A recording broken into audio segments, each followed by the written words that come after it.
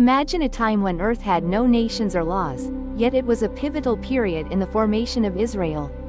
People primarily lived by raising livestock and farming, while also establishing trade and diplomatic relations with neighboring ethnic groups such as the Canaanites. However, this relationship not only contributes to Israel's development but also profoundly influences the formation of its distinctive cultural and religious traditions. In that moment, Jacob, son of Isaac, grandson of Abraham, became the central figure uniting the tribes of Israel. His life, especially his relationship with God, held immense significance, not only for spiritual growth but also in the formation of the tribes of Israel. God's promise to Jacob became the firm foundation for the future of the nation of Israel. Genesis, chapter 25, verse 21. The story begins with the image of a couple going through difficult times. Isaac prayed to the Lord on behalf of his wife, for they were unable to conceive a child. The Lord heard and answered the prayer of Isaac and his wife. Rebekah is pregnant. In ancient society, the inability to bear children was seen as a curse, and Rebekah endured that pain for 2 decades. Imagine the profound despair that gripped this couple's hearts, for though they steadfastly awaited the promise God had made to Abraham, they remained childless. However, the answer from God did not come easily. Genesis, chapter 25, verses 22 to 23, recounts that the 2 children in Rebekah's womb struggled with each other even while still in their mother's belly. "Why did this happen to me?" She immediately prayed to the Lord. The Lord answered her, "You are carrying 2 nations within you, 2 lineages that will be divided. One will be stronger than the other, and the older will eventually serve the younger." Rebekah's pregnancy foreshadowed conflicts, not only in the lives of her sons but also among future nations. The prophecy of the Lord reversed the natural order. The greater must serve the lesser, even from the moment they were in the womb. God has established a model that humanity finds hard to accept. It was a tense and dramatic childbirth. The mother went into labor in critical condition, forcing doctors to swiftly perform an emergency C-section. The baby's first cry pierced through the breathless, heart-pounding moments as the medical team raced against time. That moment was not just the arrival of a tiny new life, but also a triumph of love and relentless effort. When the time came for her to give birth, Rebekah delivered twin boys. The first one to be born was red and covered with hair all over, so he was named Esau. After that, his brother was born, grasping Esau's heel, so he was named Jacob. When Rebekah gave birth to twin sons, Isaac was 60 years old. Even in the womb, the differences between the 2 babies were clearly apparent. Esau, the eldest brother with sunburned red skin and a thickly furred body, exuded a rugged demeanor and a fiery temper. On the contrary, Jacob was born with his hand grasping his brother's heel. An action that carries profound meaning about competition, deception, and the relentless struggles throughout their lives. As the boys grew older, the gap between them became increasingly apparent. The book of Genesis, chapter 25, describes Esau as a skilled hunter, a man born to live in the wild. Jacob prefers staying at home, living in the cozy space among the tents. Isaac, a man who enjoys eating game meat, has feelings for Esau, while Rebekah is in love with Jacob. Esau became a rustic man, skilled in hunting, embodying the ideal image of a strong man of that era. Jacob is an introvert who enjoys a quiet life in his own space. This difference in personality is clearly reflected in the parents' preferences. Isaac has feelings for Esau, while Rebekah loves Jacob. Parents' favoritism sows discord among their children, a lesson that clearly exposes the dangers of parents showing favoritism and unfair treatment toward their children. A vivid portrayal of the rift between 2 brothers, born from a seemingly trivial incident yet leaving profound consequences. One day, Jacob was cooking a pot of bean porridge when Esau returned from the field, utterly exhausted. He immediately said to Jacob, "Hurry up, give me the bowl of red porridge, I'm starving." "First, sell me your birthright. You're about to die. What meaning does the right of the firstborn hold for you now? Swear to me." And so, Esau made a vow to Jacob and sold his birthright to his younger brother. Jacob gave Esau bread and bean porridge. She finished eating and stood up. So Esau has disregarded his birthright. This scene clearly shows the contrasting personalities of the two brothers. Esau is impulsive, easily swayed by fleeting desires, even willing to trade away his birthright just to indulge himself. Just for a single meal, they gave up their noble status and great responsibilities in the patriarchal society of that time. Esau's words are a bit exaggerated. About to die, sharply reflects Esau. Completely the opposite, Jacob proved to be sharp-witted and cunning, quickly seizing the opportunity and skillfully exploiting his brother's weakness for personal gain. Esau's actions, though suspicious, reveal a profound understanding of the firstborn. Esau trading his birthright for just a meal became a clear symbol of his thoughtlessness and Jacob's opportunism. The Bible does not offer any clear moral judgment on Jacob's actions in this event. But the following story will show how that decision shaped the fate of the two brothers and their descendants. The consequences of this action are extremely severe and far-reaching. The right of the firstborn son is not only about inheriting material wealth but also encompasses complex spiritual values and the responsibility of leading the family lineage. His contemptuous disregard for Esau's birthright proves his lack of foresight, as well as his failure to recognize the true value of the promise God bestowed upon his ancestors. For Jacob, gaining the birthright was just the beginning on the path to becoming the heir of God's promises. Though your methods may be seen as shady, your determination to attain God's blessing will be the defining theme of your life. This scene laid the foundation for the later events in Jacob's life. When cunning and determination lift you to great heights, they can also lead you into conflicting and risky situations. Esau's story reminds us that God can use even human flaws and mistakes to fulfill his greater purpose, leading us to a pivotal turning point in Isaac. When Isaac was old and his eyes were so dim that he could no longer see clearly, he called his elder son Esau and said, "Father, it's me. You are old now, and who knows when the day of your passing will come. Take your weapons and bow, go hunt game for me in the field. Prepare a delicious meal that your father loves, then bring it to him so he may bless you before he closes his eyes and passes away." Isaac's old age and blindness left him frail and in dire straits. Fully aware that life is finite, he wanted to fulfill his duty as a father, bestowing his blessing upon his eldest son before departing this world. Blessing is not merely a ritual or formality, but also a powerful prophetic act that can determine the destiny of the recipient and their descendants for generations. Isaac's blessing plan for Yisho revealed his favoritism toward his firstborn son. Although the two brothers had long agreed to sell the birthright, perhaps Isaac was unaware of this agreement or considered it invalid. Although Isaac only intended to bless Yisho, that act set off a chain of events that forever altered the course of the family's history. On the morning of the 27th, the company introduced Gravika's bill to support parents. When Isaac spoke with Yisho, Gravika listened intently. As soon as Yisho went out to hunt in the fields, Gravika immediately turned and whispered to his father, "My son, I told your brother Yisho, hunt game, bring back meat to cook my favorite dish, so that I may bless you before the Lord before I close my eyes and pass away. Now listen to me, go to the pen and catch 2 healthy young goats for me.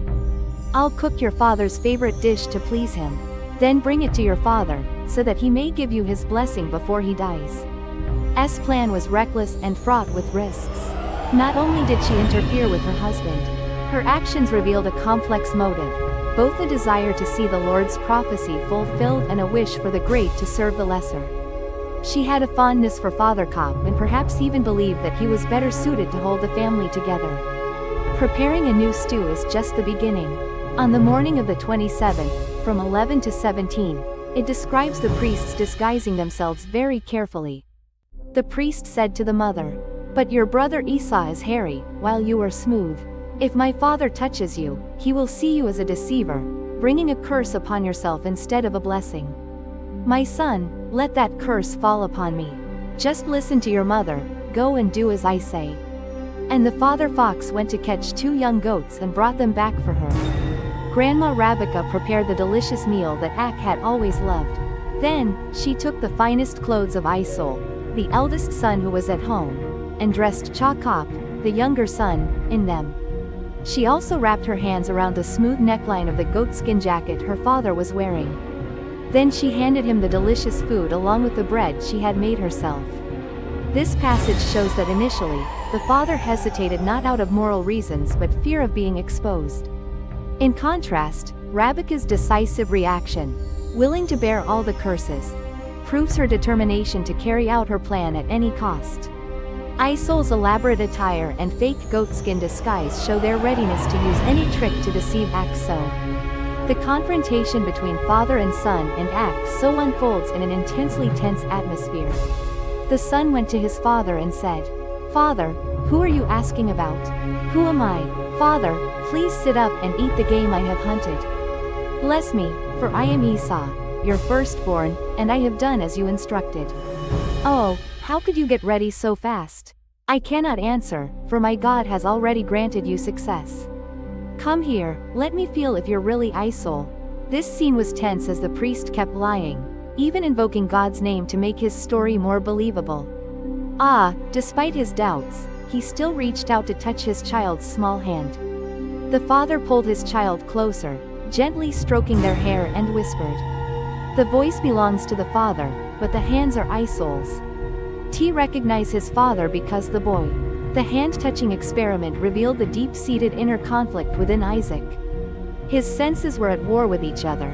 His hand touched Isol, yet his ears heard Jacob's voice. Isaac still believed that hands could convey more than words, so he resolutely continued to play the piano. "The blessing for my father is truly powerful, full of vitality, and promises a bright future." The father smelled the scent on his son's clothes, then blessed him. "Oh, your fragrance is like the scent of the blessed fields rice bestowed by the Lord. May the Lord grant us timely rains from heaven and the fertility of the land, so that the granaries may be filled with grain and new wine overflow. May nations serve me, and all peoples bow before me. I shall be the sovereign of my brethren. And your mother's sons will kneel in repentance before you. Whoever curses you will be cursed in return, and whoever blesses you will be blessed." This blessing encompasses not only material prosperity and political power but also carries profound spiritual significance. How ironic that this blessing also entails the power to dominate one's own brothers. Reflecting the prophecy that was discussed before you were born. As soon as Asat finished the blessing ceremony for the priest, the clergyman left the presence of his godfather. "Your brother Waisu just came back from working in the fields, leisurely leading the livestock behind him. Waisu also cooked delicious dishes and brought them to give to his father. Father, please sit up and eat some of the wild game I've hunted, so you may bless me." "Who are you?" "So who confessed and brought this to me? I had already eaten before you arrived and had also blessed that person."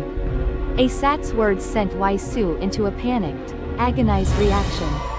The heart-wrenching cries and desperate pleas for blessing from Waisu laid bare the unbearable agony in his heart. Asat trembled as he realized the gravity of the situation, proving that he fully understood everything. The blessing that Asat received can never be taken back. Asat admitted that Patriarch Jacob's blessing was indeed a prophecy.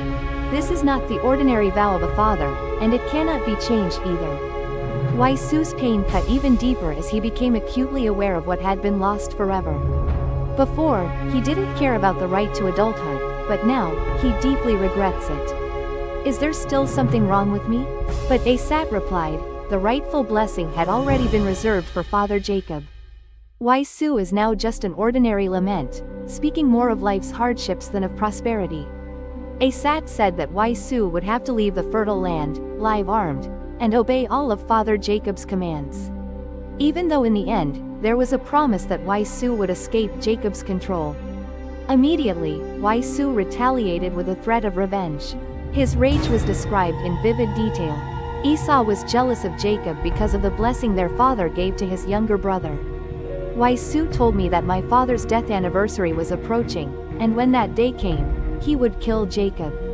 That threat revealed the surging fury in Waisu's heart, while also signaling the imminent danger looming over Jacob. When Rebekah heard Waisu's plan once again, she immediately sprang into action. She told Jacob to go to his brother Laval's house in Haran. Jacob stayed there until Waisu's anger subsided. She was worried that if Waisu killed Jacob, she would lose both children at once. This shows her sheltering of Jacob and preserving the promised lineage. Rebekah's actions reflect her unwavering faith and ironclad determination to protect Jacob, and to ensure the continuity of God's plan for the family. The birth of Jacob leaving his family is recounted in the book of Genesis, chapter 28. Questions 1 through 5 marked a pivotal turning point in his life. Isaac bestowed his final blessing upon Jacob, instructing him not to marry a Canaanite woman but to go to Padan Aram. "You will marry one of the daughters of Laban, Rebekah's brother." Isaac's dying words included a prayer for God to bless Jacob, and uphold the promise he gave to Abraham and Isaac. May these promises be passed down through Jacob. Though Jacob had deceived and disappointed his father Isaac, in the end, Isaac submitted to God's will, and he blessed Jacob once again. Words at this moment are not just about material wealth, but also about the inheritance of the land and the family lineage that the Lord had promised to give to Abraham. This story reveals the complexities within family relationships, the lasting consequences of actions driven by greed and fear. It also proves that even humans can make mistakes, but God can still use that action to accomplish his noble purpose. When Jacob set out for Haran, he is not merely a man fleeing from danger, and also the initiator of a profound spiritual transformation journey. Because Jacob felt lonely at night, he had to sleep outdoors with a rock as his pillow. He revealed his weakness and vulnerability. At this very moment, the Lord chose to reveal himself to Jacob through a strange dream. In his dream, Jacob saw a ladder reaching from the earth up to the blue sky, with the angels of God ascending and descending on it, and the Lord appeared on the mountaintop, declaring that he is indeed the God of Abraham and Isaac.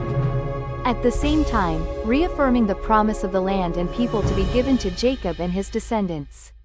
God's promise to Jacob was protection and his constant presence in his life. And he will never forsake you until he has fully fulfilled his promise. This promise of God was not only meant to encourage Jacob, that is also the promise of a great future that God has prepared for him. Despite having made many mistakes along my journey, this dream is a crucial milestone, marking a major turning point in Jacob's life. This is where he deeply understood the role and mission entrusted by God in the divine plan. Jacob's reaction upon waking from the divine dream was recorded in the book of Genesis. From verse 28, adding 16 to verse 22 reveals a profound spiritual transformation. When Jacob realized that the place where he was sleeping was the very house of God, he felt the grandeur and sacredness of that place, calling it the house of God and the gate of heaven. He was not only deeply aware of God's presence, but it was also a sacred vow. "I vow to worship and serve the Lord if he accompanies me on the journey ahead." Jacob's vow reflects not just a change in his soul. The passage also marks the beginning of a profound personal relationship between humanity and God.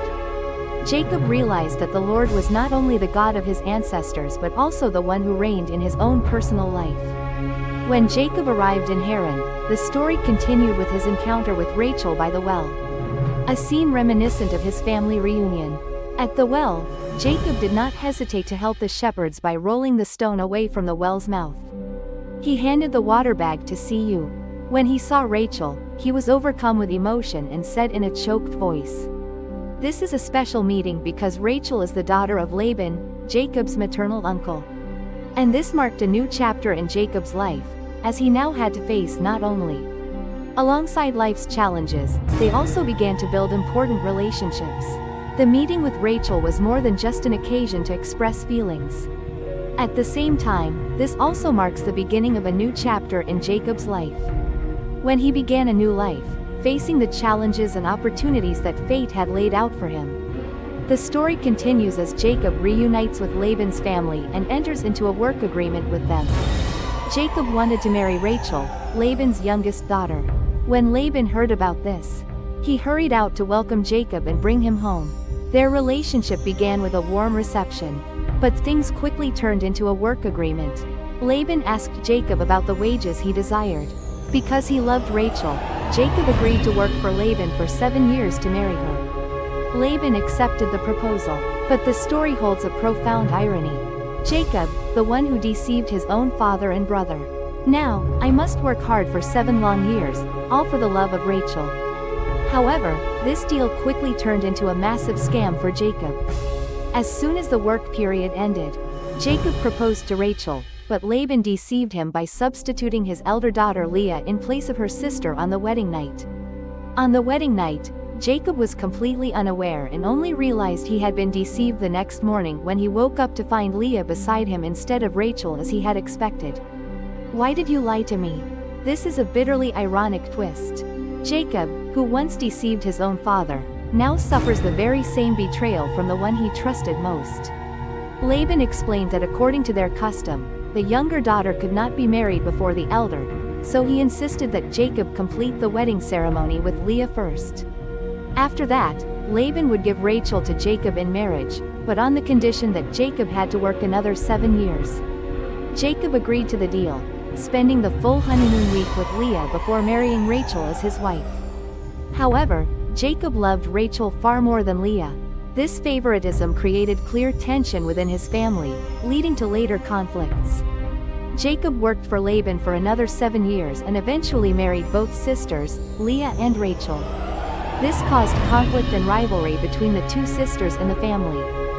Special love for Rachel caused division and rivalry between the two sisters, much like the favoritism Jacob. This conflict dragged on from generation to generation, becoming the root cause of family strife. When Leah and Rachel bore children, the relationship between the two sisters grew increasingly complicated. Leah gave birth to 4 sons: Reuben, Simeon, Levi, and Judah. Meanwhile, Rachel, unable to conceive, gave her maidservant Bilhah to Jacob. Bilhah later bore 2 sons, Dan and Naphtali.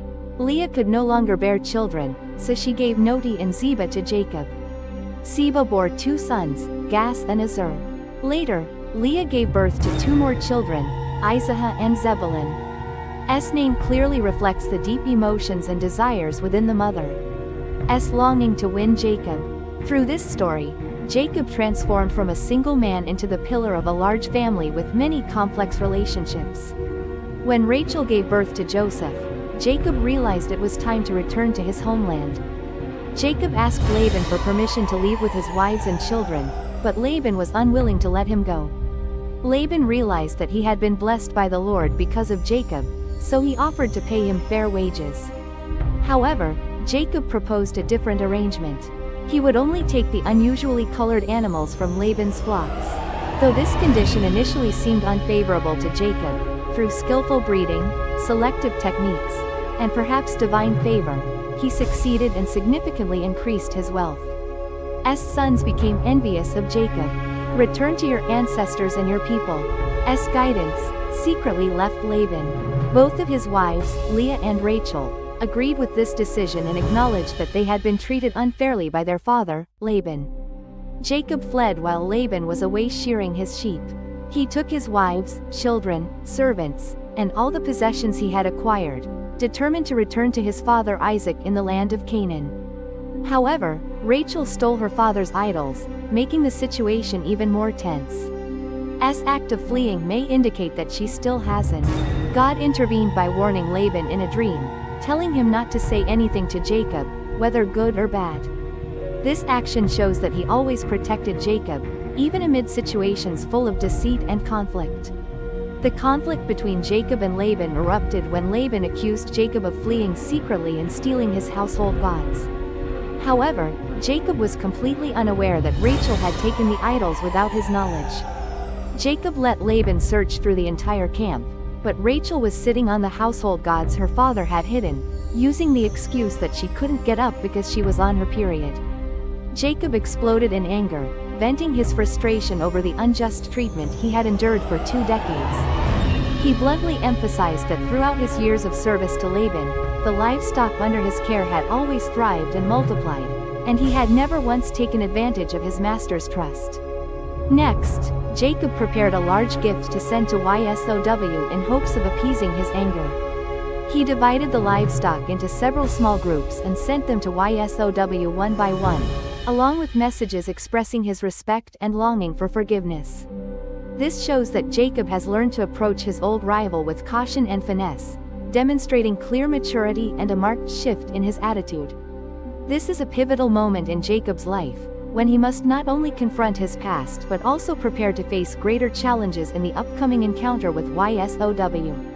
The YSOW people had returned to CE, leaving only Jacob to continue his journey to Sukkos. There, he built a shelter for himself and set up a tent for raising livestock. This moment marks the closing of an important chapter in Jacob's life. All grievances between him and YSOW have now been resolved. Though he once endured conflicts and inner turmoil, Jacob now moves forward on his journey with a peaceful and serene heart. The reconciliation between Jacob and YSOW revealed the miraculous power of forgiveness, while also highlighting the profound importance of courageously facing the past. After years of living in fear and anxiety, Jacob bowing before YSOW and offering gifts demonstrated his humility. The unexpected embrace from YSOW was a sign of reconciliation in their once fractured relationship. The reunion of the two brothers marked a new beginning, while also serving as a powerful reminder that even the most fractured relationships can be mended over time through forgiveness and God's grace. Jacob's journey ultimately became one of transformation, marked by personal and spiritual growth. From a deceitful man, he evolved into a revered patriarch, his life forged through countless trials, blessings, and divine encounters. Jacob's name being changed to Israel is evidence of the profound spiritual and personal transformation that God worked in his life.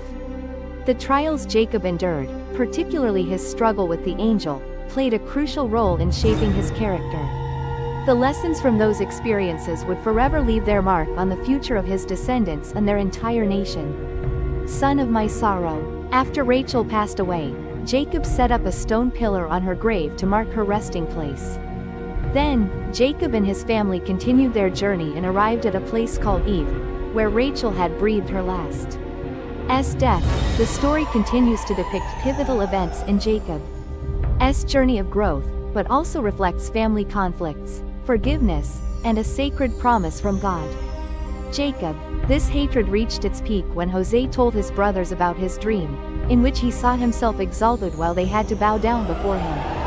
This only fueled their fury, as jealousy and resentment boiled over, leading to a cruel act. The brothers had plotted to kill Jose, but Reuben, the eldest, intervened and persuaded them. Instead, they threw Jose into a dry pit, hoping to rescue him later. However, when a caravan of Ismailite merchants passed by, the brothers decided to sell Joseph to them for 20 pieces of silver.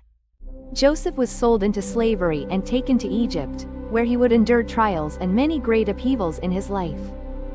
Family. The story of Joseph in Egypt will continue to depict the pivotal moments in Joseph.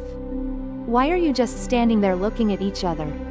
Wheat in Achab. The story continues as Jose's brothers go down to Achab to buy wheat, unaware that the man they are facing is none other than Jose, the younger brother they once sold into slavery. When they failed to recognize Jose, the brothers were both astonished and fearful, for he was no longer the outcast brother but had become a powerful high official in the court of Achab. Jose recognized them but didn't rush to reveal his identity. Instead, he decided to test them by forcing them to return and bring Benjamin, their full brother, to Achab. After many trials and misunderstandings, Joseph finally revealed his true identity to his brothers. He said that it was through God's guidance that he had attained the high position he held that day. To save their family from famine, Joseph's brothers were terrified and worried that he would take revenge on them. However, Joseph forgave them and invited the entire family to live in Egypt, where they were given land and protection under his rule. The story of Joseph is not merely a lesson in forgiveness, but also a vivid testament to God's providence during times of hardship. It shows how he can turn adversity into an instrument to fulfill his grand plan. Jacob and his family began the long journey from Canaan to Egypt. The book of Genesis, chapter 46, records that Jacob set out with his wives, children, and all his possessions, deciding to accept Joseph's invitation. Before setting out, they stopped at Bazamba. There, Jacob offered a sacrifice to the Lord and received his promise that he would accompany them throughout their journey. When Jacob's family arrived in Achab, Joseph came to welcome them and arranged for them to settle in the best part of Goshen, the most fertile region of Achab, where his family could live securely and thrive. Relocation, but part of God. Jose had an emotional reunion with his father and family after many years apart. This journey marked a new chapter in the Jacob family's life, as they officially settled in Achab and committed to this land for the rest of their days. This story marks the beginning of a new chapter in the history of the Israelite people, as they became a powerful nation in Achab. However, it also set the stage for the trials and centuries of enslavement they would endure thereafter. Jose prepared the horse-drawn carriage and set off for Goshen to meet his father. As soon as Jose appeared, old Tram immediately embraced his son and sobbed uncontrollably. "Now I can depart in peace, for I have seen with my own eyes that my child is still alive." The settlement in the land of Goshen marked the final chapter in Jacob's life. Genesis, chapter 47, verses 7 through 10, recounts the meeting between Jacob and Pharaoh. Then, Jose brought his father Jacob to present himself before Pharaoh. "How old are you?" Then Jacob blessed Pharaoh, bid farewell, and departed. The last 17 years of Jacob's life in Achab were a period of relative peace and prosperity. At that time, the Israelites settled in the land of Goshen, in the city of Abaris. They took possession of the fertile land, lived and prospered greatly, growing ever more numerous. Jacob lived in Egypt for 17 years and reached the age of 147. His final blessings were recorded in Genesis, chapters 48 and 49. "Bury me with my forefathers in the cave in the field of Ephron the Hittite, in the field of Machpelah, near Mamre in the land of Canaan." Therefore, Abraham bought that field from the Hittites as a burial place from Ephron. That is the resting place of Abraham and his wife Lashara, as well as Azad and his wife Larapika. When Father Jacob had finished giving his final words to his sons, he drew his feet up onto the bed, breathed his last, and was gathered to his ancestors. Goshen knelt down, clinging to his father and sobbing uncontrollably on his shoulder. Then, Goshen ordered his physicians to embalm his father's body. Following the Achab embalming process, the physicians took 40 days to complete the task, as that was the required duration. The Achab people mourned him for 70 days. The solemn funeral and burial in the Machpelah cave marked the end of Father Jacob's earthly life. Yet, that was not the end of his legacy. His life, filled with struggles, deceit, loss, and reconciliation, became a testament to God's mercy and the complexity of the human experience. The journey of Father Jacob proves that God can use even our failures and hardships to fulfill his purpose.